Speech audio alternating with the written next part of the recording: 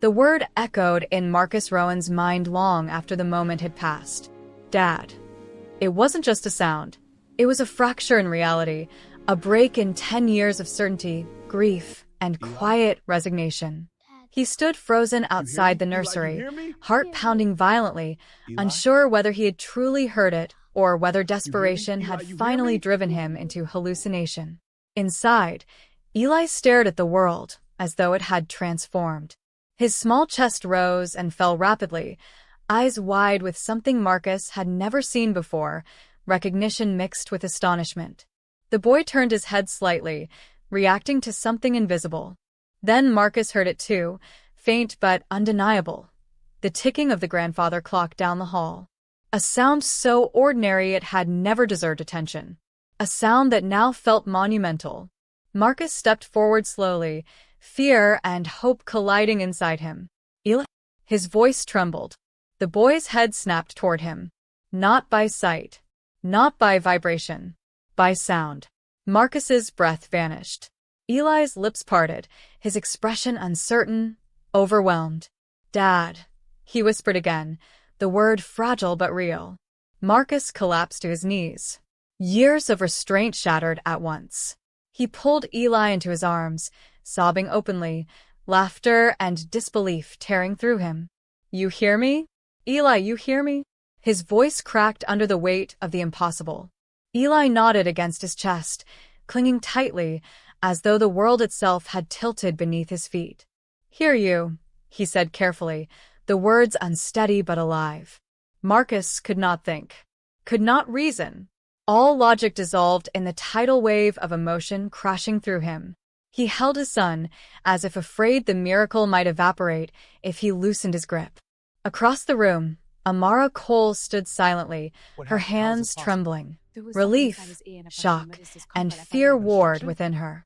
She had imagined countless outcomes, anger, disaster, punishment, but never this.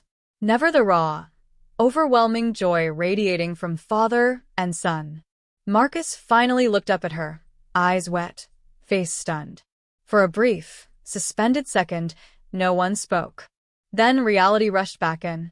What happened? He demanded, though his voice carried more confusion than accusation. How is this possible? Amara swallowed, struggling to steady herself. There was something inside his ear. An obstruction. I noticed his discomfort. I thought, she hesitated, dread flickering across her features. I thought it might be affecting him. Marcus stared at her, disbelief creeping into his expression. An obstruction? The word sounded absurd, almost offensive after everything he had endured. But Eli shifted suddenly in his arms, reacting again. His gaze darted toward the hallway. No one else did. Clock, he murmured, saw him. Pointing weakly. Marcus turned. The ticking continued. Slowly, horrifyingly, understanding began to dawn. Within an hour, they were racing toward the hospital. Clock. Marcus drove like a man possessed, Eli seated beside him, overwhelmed yet eerily calm, eyes constantly moving as he absorbed the symphony of a world newly unlocked. The engines hum, passing traffic, the distant blare of horns.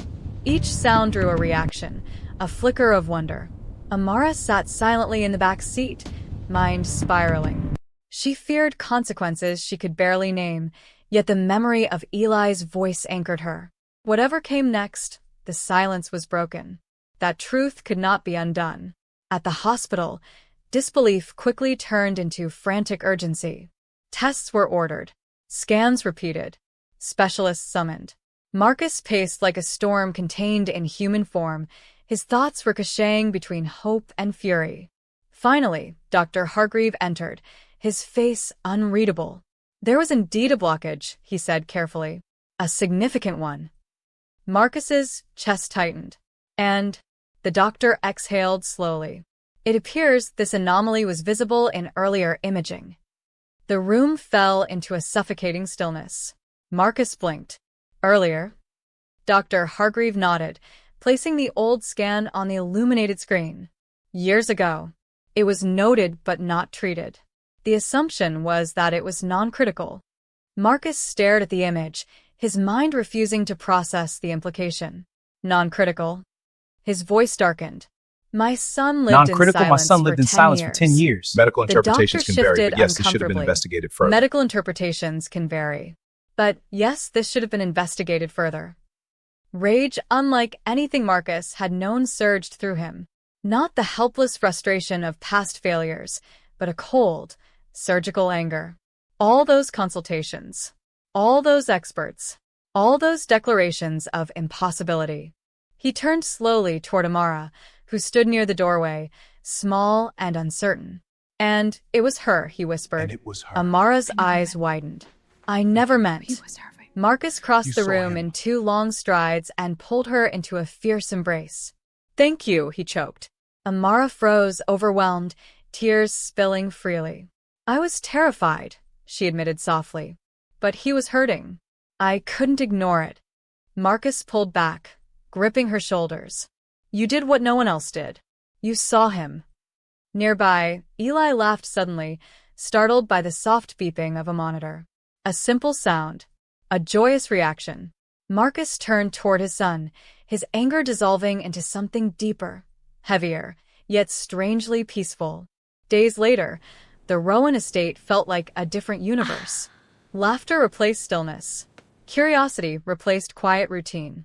Eli explored every corner of his world with unrestrained fascination, reacting to footsteps, voices, organ sound, rustling leaves. Marcus followed constantly, marveling at what he had once believed impossible. One evening, he watched Eli giggle at the whisper of turning pages, his heart swelling with gratitude. Amara stood nearby, smiling softly. Marcus looked toward the camera positioned discreetly across the room.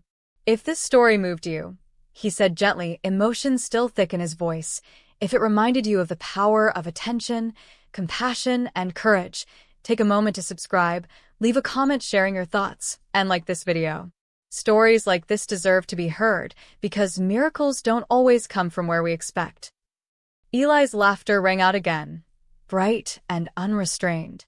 Marcus smiled, tears glistening. And sometimes, he whispered, they arrive through those the world barely notices.